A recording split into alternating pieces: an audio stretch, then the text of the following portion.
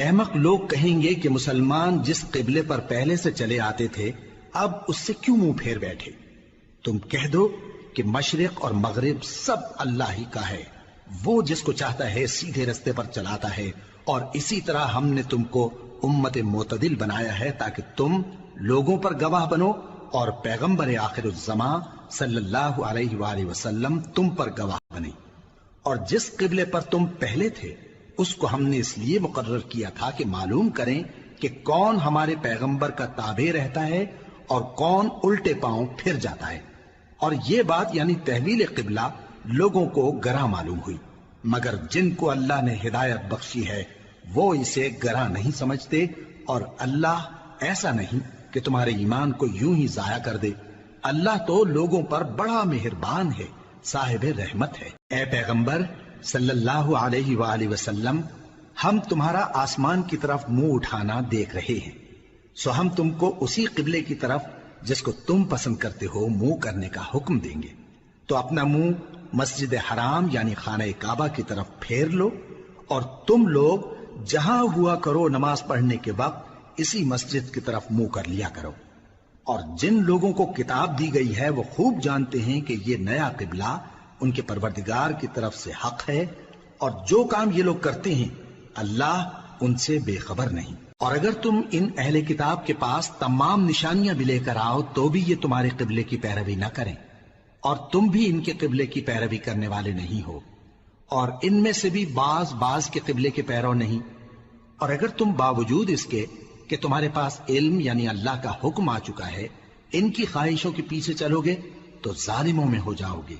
جن لوگوں کو ہم نے کتاب دی ہے وہ ان پیغمبر آخر الزماں صلی اللہ علیہ وآلہ وسلم کو اس طرح پہچانتے ہیں جس طرح اپنے بیٹوں کو پہچانا کرتے ہیں، مگر ایک فریق ان میں سے سچی بات کو جان بوجھ کر چھپا رہا ہے۔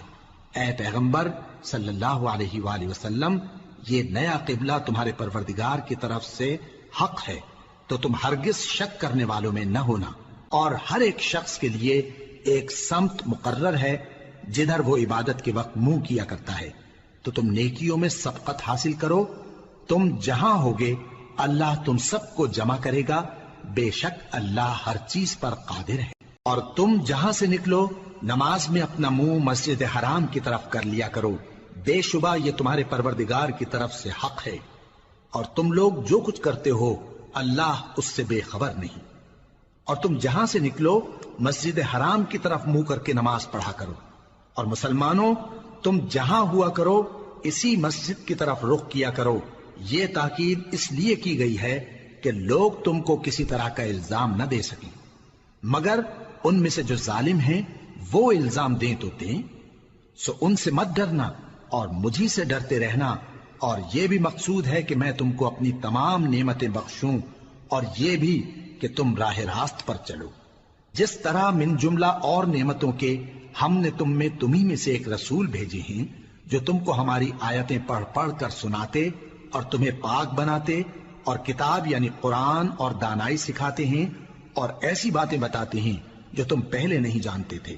سو تم مجھے یاد کیا کرو، میں تمہیں یاد کیا کروں گا، اور میرا احسان مانتے رہنا اور میری ناشکری نہ کرنا۔ اے ایمان والو، صبر اور نماز سے مدد لیا کرو، بے شک اللہ صبر کرنے والوں کے ساتھ ہے۔ اور جو لوگ اللہ کی راہ میں مارے جائیں ان کی نسبت یہ نہ کہنا کہ وہ مرے ہوئے ہیں، وہ مردہ نہیں بلکہ زندہ ہیں، لیکن تم کو شعور نہیں۔ اور ہم کسی قدر خوف اور بھوک اور مال اور جانوں اور میووں کے نقصان سے تمہاری آزمائش کریں گے، اور صبر کرنے والوں کو بشارت سنا دو کہ ان لوگوں پر جب کوئی مصیبت واقع ہوتی ہے تو کہتے ہیں کہ ہم اللہ ہی کا مال ہیں اور اسی کی طرف لوٹ کر جانے والے ہیں۔ یہی لوگ ہیں جن پر ان کے پروردگار کی عنایتیں ہیں اور خصوصی رحمت بھی ہے، اور یہی سیدھے رستے پر ہیں۔ بے شک کوہ صفا اور مروہ اللہ کی نشانیوں میں سے ہیں، تو جو شخص خانہ کعبہ کا حج یا عمرہ کرے اس پر کچھ گناہ نہیں کہ دونوں کے درمیان چکر لگائے، بلکہ یہ ایک نیک کام ہے، اور جو کوئی نیک کام کرے تو اللہ قدردان ہے، دانا ہے۔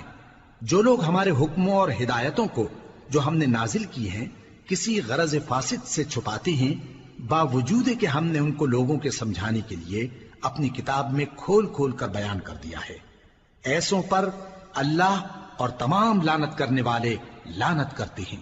ہاں، جو توبہ کرتے ہیں اور اپنی حالت درست کر لیتے ہیں اور احکام الہی کو صاف صاف بیان کر دیتے ہیں تو میں ان کے قصور معاف کر دیتا ہوں، اور میں بڑا معاف کرنے والا، بڑا مہربان ہوں۔ جو لوگ کافر ہوئے اور کافر ہی مرے، ایسوں پر اللہ کی اور فرشتوں کی اور انسانوں کی سب کی لعنت، وہ ہمیشہ اسی لعنت میں گرفتار رہیں گے۔ ان سے نہ تو عذاب ہلکا ہی کیا جائے گا اور نہ انہیں کچھ مہلت ملے گی۔ اور لوگوں، تمہارا معبود ایک ہی معبود ہے، اس بڑے مہربان اور رحم والے کے سوا کوئی عبادت کے لائق نہیں۔ بے شک آسمانوں اور زمین کے پیدا کرنے میں اور رات اور دن کے ایک دوسرے کے پیچھے آنے جانے میں اور کشتیوں اور جہازوں میں جو سمندر میں لوگوں کے فائدے کے لیے رواں ہیں، اور میں جس کو اللہ آسمان سے برساتا اور اس سے زمین کو اس کے مردہ ہو جانے کے بعد زندہ یعنی خشک ہو جانے کے بعد سرسبز کر دیتا ہے، اور زمین پر ہر قسم کے جانور پھیلانے میں اور ہواؤں کے چلانے میں اور بادلوں میں جو آسمان اور زمین کے درمیان گھرے رہتے ہیں، عقل مندوں کے لیے اللہ کی قدرت کی نشانیاں ہیں۔ اور بعض لوگ ایسے ہیں جو غیر اللہ کو اللہ کا شریک بناتے اور ان سے اللہ کی سی محبت کرتے ہیں، لیکن جو ایمان والے ہیں وہ تو اللہ ہی کے سب سے زیادہ دوست دار ہیں۔ اور اے کاش ظالم لوگ جو بات عذاب کے وقت دیکھیں گے اب دیکھ لیتے کہ سب طرح کی طاقت اللہ ہی کو ہے، اور یہ کہ اللہ سخت عذاب کرنے والا ہے۔ اس دن کفر کے پیشوا اپنے پیروں سے بیزاری ظاہر کریں گے اور دونوں عذاب الہی دیکھ لیں گے اور ان کے آپس کے تعلقات منقطع ہو جائیں گے۔ یہ حال دیکھ کر پیروی کرنے والے حسرت سے کہیں گے کہ اے کاش ہمیں پھر دنیا میں جانا نصیب ہو، تاکہ جس طرح یہ ہم سے بیزار ہو رہے ہیں اسی طرح ہم بھی ان سے بیزار ہوں۔ اس طرح اللہ ان کے اعمال حسرت بنا کر دکھائے گا اور وہ دوزخ سے نکل نہیں سکیں گے۔ لوگوں، جو چیزیں زمین میں حلال طیب ہیں وہ کھاؤ، اور شیطان کے قدموں پر نہ چلو، وہ تمہارا کھلا دشمن ہے۔ وہ تو تم کو برائی اور بے حیائی ہی کے کام کرنے کو کہتا ہے، اور یہ بھی کہ اللہ کی نسبت ایسی باتیں کہو جن کا تمہیں کچھ بھی علم نہیں۔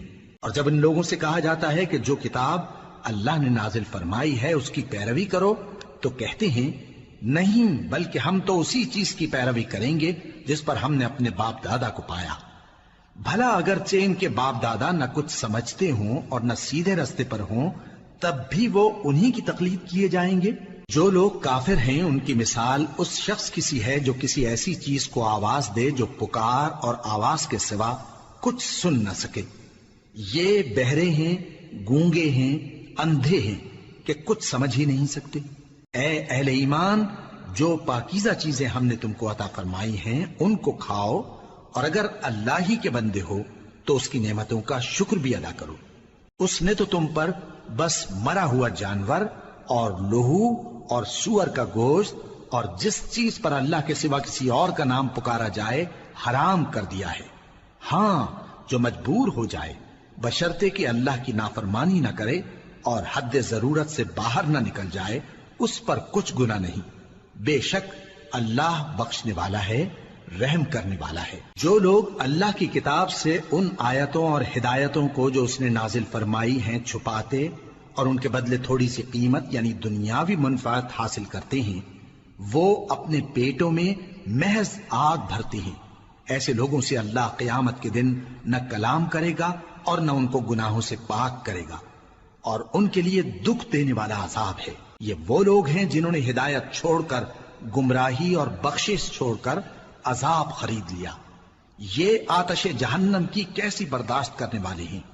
یہ اس لیے کہ اللہ نے کتاب سچائی کے ساتھ نازل فرمائی، اور جن لوگوں نے اس کتاب میں اختلاف کیا وہ ضد میں آ کر نیکی سے دور ہو گئے ہیں۔ نیکی یہی نہیں کہ تم مشرق و مغرب کو قبلہ سمجھ کر ان کی طرف منہ کر لو، بلکہ نیکی یہ ہے کہ لوگ اللہ پر اور روز آخر پر اور فرشتوں پر اور اللہ کی کتاب پر اور پیغمبروں پر ایمان لائیں، اور مال باوجود عزیز رکھنے کے رشتہ داروں اور یتیموں اور محتاجوں اور مسافروں اور مانگنے والوں کو دیں، اور گردنوں کے چھڑانے میں خرچ کریں، اور نماز پڑھیں اور زکات دیں، اور جب عہد کر لیں تو اس کو پورا کریں، اور سختی اور تکلیف میں اور جنگ کے وقت ثابت قدم رہیں۔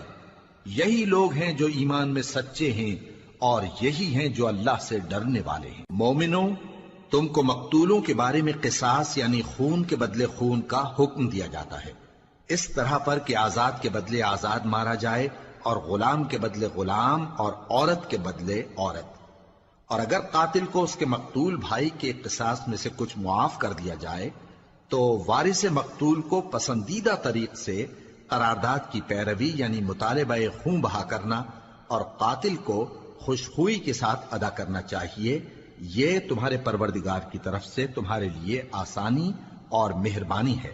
اب جو اس کے بعد زیادتی کرے اس کے لیے دکھ کا عذاب ہے۔ اور اے اہل عقل، حکم قصاص میں تمہاری زندگانی ہے کہ تم قتل و خونریزی سے بچو۔ تم پر فرض کیا جاتا ہے کہ جب تم میں سے کسی کو موت کا وقت آ جائے تو اگر وہ کچھ مال چھوڑ جانے والا ہو تو ماں باپ اور رشتہ داروں کے لیے دستور کے مطابق وصیت کر جائے۔ اللہ سے ڈرنے والوں پر یہ ایک حق ہے۔ پھر جو شخص وصیت کو سننے کے بعد اس کو بدل ڈالے تو اس کے بدلنے کا گناہ انہی لوگوں پر ہے جو اس کو بدلیں، اور بے شک اللہ سنتا جانتا ہے۔ اب اگر کسی کو وصیت کرنے والے کی طرف سے کسی وارث کی طرفداری یا حق تلفی کا اندیشہ ہو تو اگر وہ وصیت کو بدل کر وارثوں میں صلح کرا دے تو اس پر کچھ گناہ نہیں، بے شک اللہ بخشنے والا ہے، رحم والا ہے۔ مومنوں، تم پر روزے فرض کیے گئے ہیں جس طرح تم سے پہلے لوگوں پر فرض کیے گئے تھے تاکہ تم پرہیزگار بنو۔ روزوں کے دن گنتی کے چند روز ہیں، تو جو شخص تم میں سے بیمار ہو یا سفر میں ہو تو دوسرے دنوں میں روزوں کا شمار پورا کر لے۔ اور جو لوگ روزہ رکھنے کی طاقت رکھیں لیکن رکھیں نہیں، وہ روزے کے بدلے محتاج کو کھانا کھلا دیں۔ اور جو کوئی اپنی مرضی سے زیادہ نیکی کرے تو اس کے حق میں زیادہ اچھا ہے، اور اگر سمجھو تو روزہ رکھنا ہی تمہارے حق میں بہتر ہے۔ روزوں کا مہینہ رمضان کا مہینہ ہے جس میں قرآن اول نازل ہوا جو لوگوں کا رہنما ہے اور جس میں ہدایت کی کھلی نشانیاں ہیں اور جو حق و باطل کو الگ الگ کرنے والا ہے۔ تو جو کوئی تم میں سے اس مہینے میں موجود ہو چاہیے کہ پورے مہینے کے روزے رکھے، اور جو بیمار ہو یا سفر میں ہو تو دوسرے دنوں میں روزے رکھ کر ان کا شمار پورا کر لے۔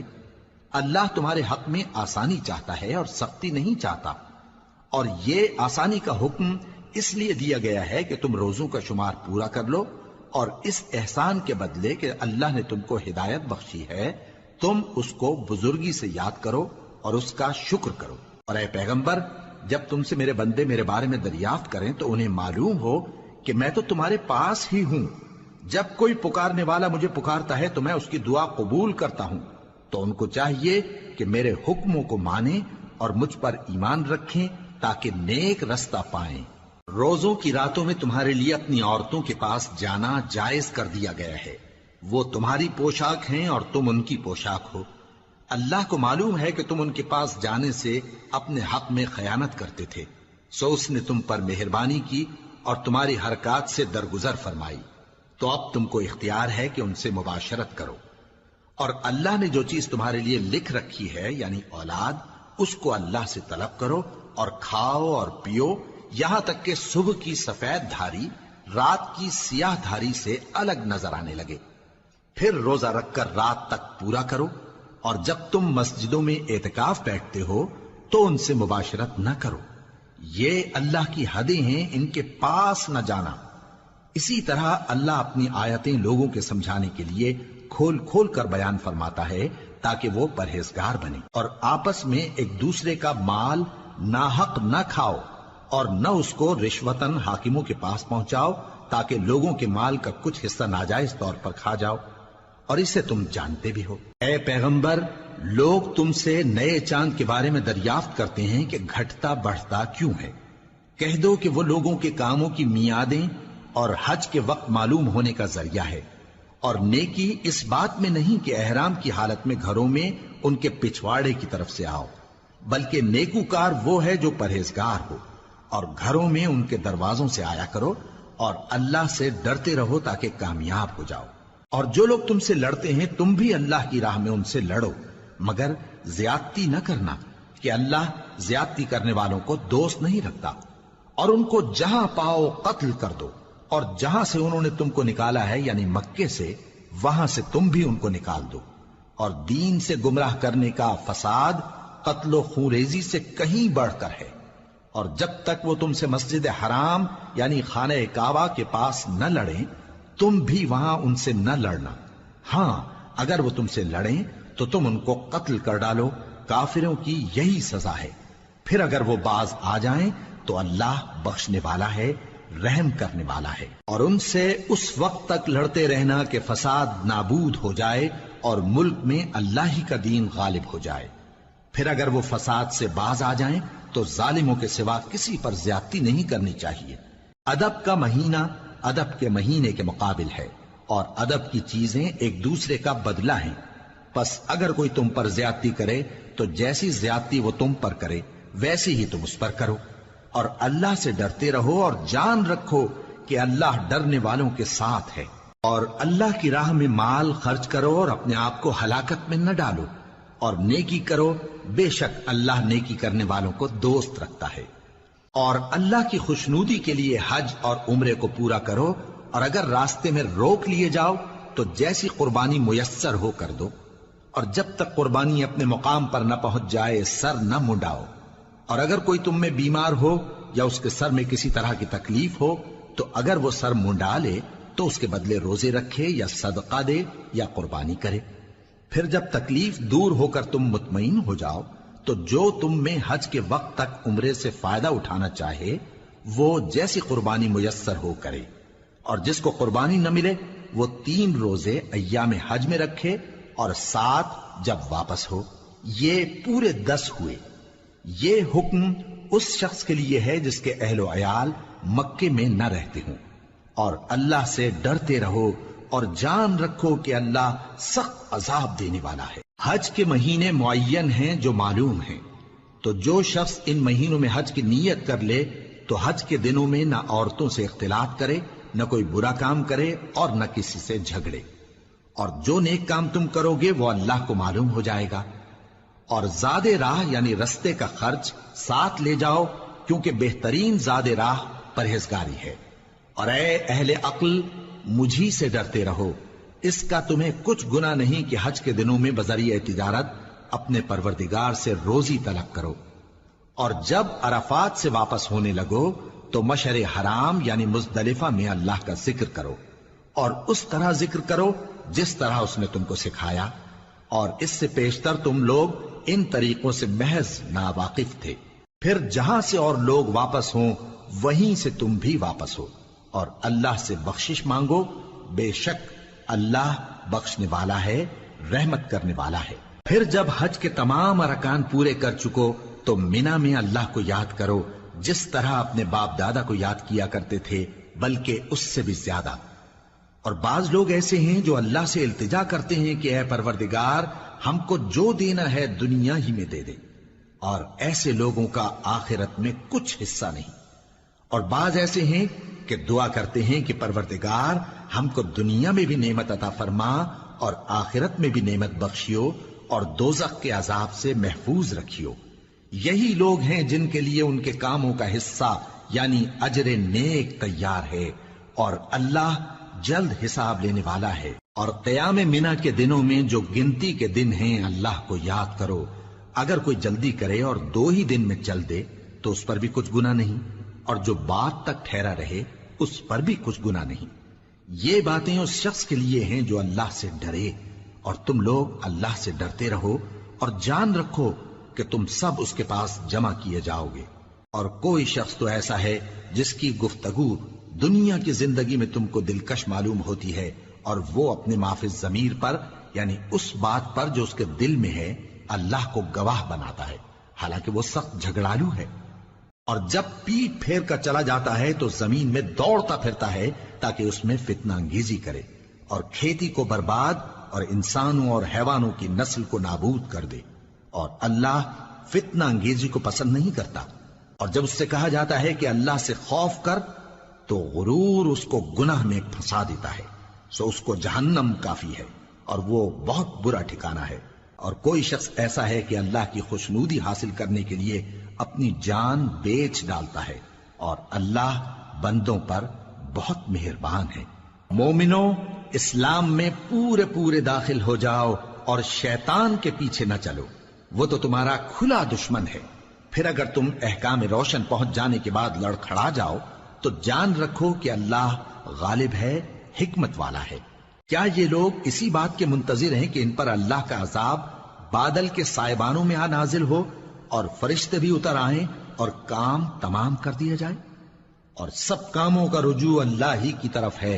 اے پیغمبر، بنی اسرائیل سے پوچھو کہ ہم نے ان کو کتنی کھلی نشانیاں دیں، اور جو شخص اللہ کی نعمت کو اپنے پاس آنے کے بعد بدل دے تو اللہ سخت عذاب کرنے والا ہے۔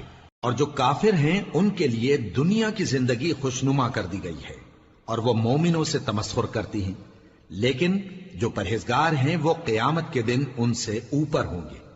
اور اللہ جس کو چاہتا ہے بے حساب رزق دیتا ہے۔ پہلے تو سب لوگوں کا ایک ہی مذہب تھا، لیکن وہ آپس میں اختلاف کرنے لگے تو اللہ نے ان کی طرف بشارت دینے والے اور ڈر سنانے والے پیغمبر بھیجے، اور ان پر سچائی کے ساتھ کتابیں نازل کی تاکہ جن امور میں لوگ اختلاف کرتے تھے ان کا ان میں فیصلہ کر دے۔ اور اس میں اختلاف بھی انہی لوگوں نے کیا جن کو کتاب دی گئی تھی، باوجود کہ ان کے پاس کھلے ہوئے احکام آ چکے تھے، اور یہ اختلاف انہوں نے صرف آپس کی ضد سے کیا۔ تو جس امر حق میں وہ اختلاف کرتے تھے اللہ نے اپنی مہربانی سے مومنوں کو اس کی راہ دکھا دی، اور اللہ جس کو چاہتا ہے سیدھا رستہ دکھا دیتا ہے۔ کیا تم یہ خیال کرتے ہو کہ یوں ہی بہشت میں داخل ہو جاؤ گے، اور ابھی تم کو پہلے لوگوں کی سی مشکلیں تو پیش آئی ہی نہیں؟ ان کو بڑی بڑی سختیاں اور تکلیفیں پہنچیں، اور وہ صعوبتوں میں ہلا ہلا دیے گئے، یہاں تک کہ پیغمبر اور مومن لوگ جو ان کے ساتھ تھے سب پکار اٹھے کہ کب اللہ کی مدد آئے گی۔ دیکھو اللہ کی مدد ان قریب آیا چاہتی ہے۔ اے نبی، لوگ تم سے پوچھتے ہیں کہ اللہ کی راہ میں کس طرح کا مال خرچ کریں۔ کہہ دو کہ جو چاہو خرچ کرو، لیکن جو مال خرچ کرنا چاہو وہ درجہ بدرجہ اہل استحقاق یعنی ماں باپ کو اور قریب کے رشتہ داروں کو اور یتیموں کو اور محتاجوں کو اور مسافروں کو سب کو دو، اور جو بھلائی تم کرو گے اللہ اس کو جانتا ہے۔ مسلمانوں، تم پر اللہ کے رستے میں لڑنا فرض کر دیا گیا ہے، اور وہ تمہیں ناگوار تو ہوگا، مگر عجب نہیں کہ ایک چیز تم کو بری لگے اور وہ تمہارے حق میں بھلی ہو، اور عجب نہیں کہ ایک چیز تم کو بھلی لگے اور وہ تمہارے لیے مضر ہو، اور ان باتوں کو اللہ ہی بہتر جانتا ہے اور تم نہیں جانتے۔ اے پیغمبر، لوگ تم سے عزت والے مہینوں میں لڑائی کرنے کے بارے میں دریافت کرتے ہیں، کہہ دو کہ ان میں لڑنا بڑا گناہ ہے، اور اللہ کی راہ سے روکنا اور اس سے کفر کرنا اور مسجد حرام یعنی خانہ کعبہ میں جانے سے بند کرنا اور اہل مسجد کو اس میں سے نکال دینا جو یہ کفار کرتے ہیں، اللہ کے نزدیک اس سے بھی زیادہ گناہ ہے، اور فتنہ انگیزی خونریزی سے بھی بڑھ کر ہے۔ اور یہ لوگ ہمیشہ تم سے لڑتے رہیں گے، یہاں تک کہ اگر مقدور رکھیں تو تم کو تمہارے دین سے پھیر دیں، اور جو کوئی تم میں سے اپنے دین سے پھر کر کافر ہو جائے گا اور کافر ہی مرے گا تو ایسے لوگوں کے اعمال دنیا اور آخرت دونوں میں برباد ہو جائیں گے، اور یہی لوگ دوزخ میں جانے والے ہیں جس میں ہمیشہ رہیں گے۔ جو لوگ ایمان لائے اور اللہ کے لیے وطن چھوڑ گئے اور کفار سے جنگ کرتے رہے وہی اللہ کی رحمت کے امیدوار ہیں، اور اللہ بخشنے والا ہے، رحمت کرنے والا ہے۔ اے پیغمبر، لوگ تم سے شراب اور جوئے کا حکم دریافت کرتے ہیں، کہہ دو کہ ان میں گناہ بڑے ہیں اور لوگوں کے لیے کچھ فائدے بھی ہیں، مگر ان کے گناہ فائدوں سے کہیں زیادہ ہیں۔ اور یہ بھی تم سے پوچھتے ہیں کہ اللہ کی راہ میں کون سا مال خرچ کریں، کہہ دو کہ جو ضرورت سے زیادہ ہو۔ اس طرح اللہ تمہارے لیے اپنے احکام کھول کھول کر بیان فرماتا ہے تاکہ تم سوچو، یعنی دنیا اور آخرت کی باتوں میں غور کرو۔ اور تم سے یتیموں کے بارے میں بھی دریافت کرتے ہیں، کہہ دو کہ ان کی حالت کی اصلاح بہت اچھا کام ہے، اور اگر تم ان سے مل جل کر رہنا یعنی خرچ اکٹھا رکھنا چاہو تو وہ تمہارے بھائی ہیں، اور اللہ خوب جانتا ہے کہ خرابی کرنے والا کون ہے اور اصلاح کرنے والا کون۔ اور اگر اللہ چاہتا تو تم کو تکلیف میں ڈال دیتا، بے شک اللہ غالب ہے، حکمت والا ہے۔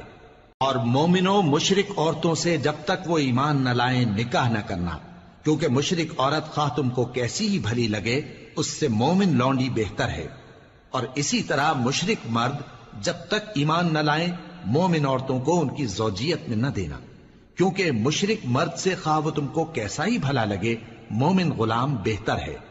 یہ مشرک لوگوں کو دوزخ کی طرف بلاتی ہیں، اور اللہ اپنی مہربانی سے بہشت اور بخشش کی طرف بلاتا ہے، اور اپنے حکم لوگوں سے کھول کھول کر بیان کرتا ہے تاکہ نصیحت حاصل کریں۔ اور تم سے حیض کے بارے میں دریافت کرتے ہیں، کہہ دو وہ تو نجاست ہے، سو ایام حیض میں عورتوں سے کنارہ کش رہو، اور جب تک وہ پاک نہ ہو جائیں ان سے مقاربت نہ کرو۔ ہاں جب وہ پاک ہو جائیں تو جس طریق سے اللہ نے تمہیں ارشاد فرمایا ہے ان کے پاس جاؤ، کچھ شک نہیں کہ اللہ توبہ کرنے والوں اور پاک صاف رہنے والوں کو دوست رکھتا ہے۔ تمہاری عورتیں تمہاری کھیتی ہیں، تو اپنی کھیتی میں جس طرح چاہو جاؤ، اور اپنے لیے نیک عمل آگے بھیجو، اور اللہ سے ڈرتے رہو، اور جان رکھو کہ ایک دن تمہیں اس کے روبرو حاضر ہونا ہے۔ اور اے پیغمبر ایمان والوں کو بشارت سنا دو، اور اللہ کے نام کو اس بات کا ہیلہ نہ بنانا کہ اس کی قسمیں کھا کھا کر سلوک کرنے اور پرہیزگاری کرنے اور لوگوں میں صلح و سازگاری کرانے سے رک جاؤ، اور اللہ سب کچھ سنتا ہے جانتا ہے۔ اللہ تمہاری لغو قسموں پر تم سے مواخذہ نہیں کرے گا، لیکن جو قسمیں تم قصد دلی سے کھاؤ گے ان پر مواخذہ کرے گا، اور اللہ بخشنے والا ہے بردبار ہے۔ جو لوگ اپنی عورتوں کے پاس جانے کی قسم کھا لیں ان کو 4 مہینے تک انتظار کرنا چاہیے۔ اگر اس عرصے میں قسم سے رجوع کر لیں تو اللہ بخشنے والا ہے، مہربان ہے، اور اگر طلاق کا ارادہ کر لیں تو بھی اللہ سنتا ہے جانتا ہے۔ اور طلاق والی عورتیں 3 حیض تک اپنے تئیں روکے رہیں، اور اگر وہ اللہ اور روز قیامت پر ایمان رکھتی ہیں تو ان کو جائز نہیں کہ اللہ نے جو کچھ ان کے شکم میں پیدا کیا ہے اس کو چھپائیں، اور ان کے خاوند اگر پھر موافقت چاہیں تو اس مدت میں وہ ان کو اپنی زوجیت میں لے لینے کے زیادہ حقدار ہیں۔ اور عورتوں کا حق مردوں پر ویسا ہی ہے جیسے دستور کے مطابق مردوں کا حق عورتوں پر ہے، البتہ مردوں کو عورتوں پر 1 درجہ فضیلت ہے، اور اللہ غالب ہے، صاحب حکمت ہے۔ طلاق صرف 2 بار ہے، یعنی جب 2 دفعہ طلاق دے دی جائے تو پھر عورتوں کو یا تو بطریق شائستہ نکاح میں رہنے دینا ہے یا بھلائی کے ساتھ چھوڑ دینا، اور یہ جائز نہیں کہ جو مہر تم ان کو دے چکے ہو اس میں سے کچھ واپس لے لو۔ ہاں اگر زن و شوہر کو خوف ہو کہ وہ اللہ کی حدوں کو قائم نہیں رکھ سکیں گے تو اگر عورت خاوند کے ہاتھ سے رہائی پانے کے بدلے میں کچھ دے ڈالے تو دونوں پر کچھ گناہ نہیں۔ یہ اللہ کی مقرر کی ہوئی حدیں ہیں، ان سے باہر نہ نکلنا، اور جو لوگ اللہ کی حدوں سے باہر نکل جائیں گے وہ گناہگار ہوں گے۔ پھر اگر شوہر 2 طلاقوں کے بعد تیسری طلاق عورت کو دے دے تو اس کے بعد جب تک عورت کسی دوسرے شخص سے نکاح نہ کر لے اس پہلے شوہر پر حلال نہ ہوگی۔ ہاں اگر دوسرا خاوند بھی طلاق دے دے اور عورت اور پہلا خاوند پھر ایک دوسرے کی طرف رجوع کر لیں تو ان پر کچھ گناہ نہیں، بشرطے کہ دونوں یقین کریں کہ اللہ کی حدوں کو قائم رکھ سکیں گے، اور یہ اللہ کی حدیں ہیں، ان کو وہ ان لوگوں کے لیے بیان فرماتا ہے جو علم رکھتے ہیں۔ اور جب تم عورتوں کو 2 دفعہ طلاق دے چکو اور ان کی عدت پوری ہو جائے تو انہیں یا تو حسن سلوک سے نکاح میں رہنے دو یا بطریق شائستہ رخصت کر دو، اور اس نیت سے ان کو نکاح میں نہ رہنے دینا چاہیے کہ انہیں تکلیف دو اور ان پر زیادتی کرو، اور جو ایسا کرے گا وہ اپنا ہی نقصان کرے گا۔ اور اللہ کے احکام کو ہنسی اور کھیل نہ بناؤ، اور اللہ نے تم کو جو نعمتیں بخشی ہیں اور تم پر جو کتاب اور دانائی کی باتیں نازل کی ہیں جن سے وہ تمہیں نصیحت فرماتا ہے ان کو یاد کرو، اور اللہ سے ڈرتے رہو، اور جان رکھو کہ اللہ ہر چیز سے واقف ہے۔ اور جب تم عورتوں کو طلاق دے چکو اور ان کی عدت پوری ہو جائے تو ان کو اپنے شوہروں کے ساتھ جب وہ آپس میں جائز طور پر راضی ہو جائیں نکاح کرنے سے مت روکو۔ اس حکم سے اس شخص کو نصیحت کی جاتی ہے جو تم میں اللہ اور روز آخر پر یقین رکھتا ہے، یہ تمہارے لیے نہایت خوب اور بہت پاکیزگی کی بات ہے، اور اللہ جانتا ہے اور تم نہیں جانتے۔ اور مائیں اپنے بچوں کو پورے 2 سال دودھ پلائیں یہ حکم اس شخص کے لیے ہے جو پوری مدت تک دودھ پلوانا چاہے، اور دودھ پلانے والی ماؤں کا کھانا اور کپڑا دستور کے مطابق باپ کے ذمے ہوگا۔ کسی شخص کو اس کی طاقت سے زیادہ تکلیف نہیں دی جاتی، تو یاد رکھو کہ نہ تو ماں کو اس کے بچے کے سبب نقصان پہنچایا جائے اور نہ باپ کو اس کی اولاد کی وجہ سے نقصان پہنچایا جائے، اور اسی طرح نان و نفقہ بچے کے وارث کے ذمے ہے۔ اور اگر دونوں یعنی ماں باپ آپس کی رضامندی اور صلاح سے بچے کا دودھ چھڑانا چاہیں تو ان پر کچھ گناہ نہیں، اور اگر تم اپنی اولاد کو دودھ پلوانا چاہو تو تم پر کچھ گناہ نہیں، بشرطے کہ تم دودھ پلانے والیوں کو دستور کے مطابق ان کا حق جو تم نے دینا کیا تھا دے دو، اور اللہ سے ڈرتے رہو، اور جان رکھو کہ جو کچھ تم کرتے ہو اللہ اس کو دیکھ رہا ہے۔ اور جو لوگ تم میں سے مر جائیں اور عورتیں چھوڑ جائیں تو وہ عورتیں 4 مہینے اور 10 دن اپنے آپ کو روکے رہیں، اور جب یہ عدت پوری کر چکیں اور اپنے حق میں پسندیدہ کام یعنی نکاح کر لیں تو تم پر کچھ گناہ نہیں، اور اللہ تمہارے سب کاموں سے واقف ہے۔ اگر تم اشارے کنائے میں عورتوں کو نکاح کا پیغام بھیجو یا نکاح کی خواہش کو اپنے دلوں میں مخفی رکھو تو تم پر کچھ گناہ نہیں۔ اللہ کو معلوم ہے کہ تم ان سے نکاح کا ذکر کرو گے، مگر ایام عدت میں اس کے سوا کے دستور کے مطابق کوئی بات کہہ دو، پوشیدہ طور پر ان سے قول و قرار نہ کرنا، اور جب تک عدت پوری نہ ہو لے نکاح کا پختہ ارادہ نہ کرنا، اور جان رکھو کہ جو کچھ تمہارے دلوں میں ہے اللہ کو سب معلوم ہے، تو اس سے ڈرتے رہو، اور جان رکھو کہ اللہ بخشنے والا ہے، حلم والا ہے۔ اور اگر تم عورتوں کو ان کے پاس جانے یا ان کا مہر مقرر کرنے سے پہلے طلاق دے دو تو تم پر کچھ گناہ نہیں، ہاں ان کو دستور کے مطابق کچھ خرچ ضرور دو، یعنی مقدور والا اپنے مقدور کے مطابق دے اور تنگ دست اپنی حیثیت کے مطابق۔ نیک لوگوں پر یہ ایک طرح کا حق ہے۔ اور اگر تم عورتوں کو ان کے پاس جانے سے پہلے طلاق دے دو لیکن مہر مقرر کر چکے ہو تو آدھا مہر دینا ہوگا۔ ہاں اگر عورتیں مہر بخش دیں یا مرد جن کے ہاتھ میں عقد نکاح ہے اپنا حق چھوڑ دیں اور پورا مہر دے دیں تو ان کو اختیار ہے۔ اور اگر تم مرد لوگ ہی اپنا حق چھوڑ دو تو یہ پرہیزگاری کی بات ہے، اور آپس میں بھلائی کرنے کو فراموش نہ کرنا۔ کچھ شک نہیں کہ اللہ تمہارے سب کاموں کو دیکھ رہا ہے۔ مسلمانوں، سب نمازیں خصوصاً بیچ کی نماز یعنی نماز عصر پورے اہتمام کے ساتھ ادا کرتے رہو، اور اللہ کے آگے ادب سے کھڑے رہا کرو۔ پھر اگر تم خوف کی حالت میں ہو تو پیادے یا سوار جس حال میں ہو نماز پڑھ لو۔ پھر جب امن و اطمینان ہو جائے تو جس طریق سے اللہ نے تم کو سکھایا ہے جو تم پہلے نہیں جانتے تھے اللہ کو یاد کرو۔ اور جو لوگ تم میں سے مر جائیں اور عورتیں چھوڑ جائیں وہ اپنی عورتوں کے حق میں وصیت کر جائیں کہ ان کو 1 سال تک خرچ دیا جائے اور گھر سے نہ نکالی جائیں۔ ہاں اگر وہ خود گھر سے چلی جائیں اور اپنے حق میں پسندیدہ کام یعنی نکاح کر لیں تو تم پر کچھ گناہ نہیں، اور اللہ زبردست ہے، حکمت والا ہے۔ اور مطلقہ عورتوں کو بھی دستور کے مطابق نان و نفقہ دینا چاہیے، پرہیزگاروں پر یہ بھی حق ہے۔ اسی طرح اللہ اپنے احکام تمہارے لیے بیان فرماتا ہے تاکہ تم سمجھو۔ بھلا تم نے ان لوگوں کو نہیں دیکھا جو شمار میں ہزاروں ہی تھے اور موت کے ڈر سے اپنے گھروں سے نکل بھاگے تھے؟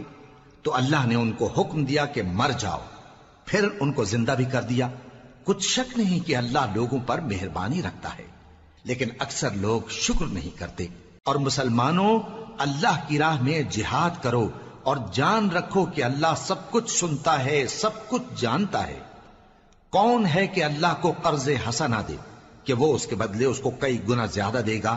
اور اللہ ہی روزی کو تنگ کرتا اور وہی اسے کشادہ کرتا ہے، اور تم اسی کی طرف لوٹ کر جاؤ گے۔ بھلا تم نے بنی اسرائیل کی ایک جماعت کو نہیں دیکھا جس نے موسیٰ کے بعد اپنے پیغمبر سے کہا کہ آپ ہمارے لیے ایک بادشاہ مقرر کر دیں تاکہ ہم اللہ کی راہ میں جہاد کریں؟ پیغمبر نے کہا کہ اگر تم کو جہاد کا حکم دیا جائے تو ایسا تو نہیں کہ لڑنے سے پہلو تہی کرو۔ وہ کہنے لگے کہ ہم اللہ کی راہ میں کیوں نہ لڑیں گے جبکہ ہم وطن سے خارج اور بال بچوں سے جدا کر دیے گئے۔ پھر جب ان کو جہاد کا حکم دیا گیا تو چند اشخاص کے سوا سب پھر گئے، اور اللہ ظالموں سے خوب واقف ہے۔ اور پیغمبر نے ان سے یہ بھی کہا کہ اللہ نے تم پر طالوت کو بادشاہ مقرر فرمایا ہے، وہ بولے کہ اسے ہم پر بادشاہی کا حق کیوں کر ہو سکتا ہے؟ اس سے بڑھ کر بادشاہی کے مستحق تو ہم ہیں، اور اس کے پاس تو بہت سی دولت بھی نہیں۔ پیغمبر نے کہا کہ اللہ نے اس کو تم پر فضیلت دی ہے اور بادشاہی کے لیے منتخب فرمایا ہے۔ اس نے اسے علم بھی بہت سا بخشا ہے اور تن و توش بھی بڑا عطا کیا ہے، اور اللہ کو اختیار ہے جسے چاہے بادشاہی بخشے، وہ بڑا کشائش والا ہے، دانا ہے۔ اور پیغمبر نے ان سے کہا کہ ان کی یعنی طالوت کی بادشاہی کی نشانی یہ ہے کہ تمہارے پاس وہ صندوق آئے گا جس کو فرشتے اٹھائے ہوئے ہوں گے، اس میں تمہارے پروردگار کی طرف سے تسلی بخشنے والی چیز ہوگی اور کچھ اور چیزیں بھی ہوں گی جو موسیٰ اور ہارون چھوڑ گئے تھے۔ اگر تم ایمان رکھتے ہو تو یہ تمہارے لیے ایک بڑی نشانی ہے۔ غرض جب طالوت فوجیں لے کر روانہ ہوا تو اس نے ان سے کہا کہ اللہ ایک نہر سے تمہاری آزمائش کرنے والا ہے، جو شخص اس میں سے پانی پی لے گا اس کی نسبت تصور کیا جائے گا کہ وہ میرا نہیں، اور جو نہ پیے گا وہ سمجھا جائے گا کہ میرا ہے۔ ہاں اگر کوئی ہاتھ سے چلو بھر پانی لے لے تو خیر۔ جب وہ لوگ نہر پر پہنچے تو چند آدمیوں کے سوا سب نے پانی پی لیا۔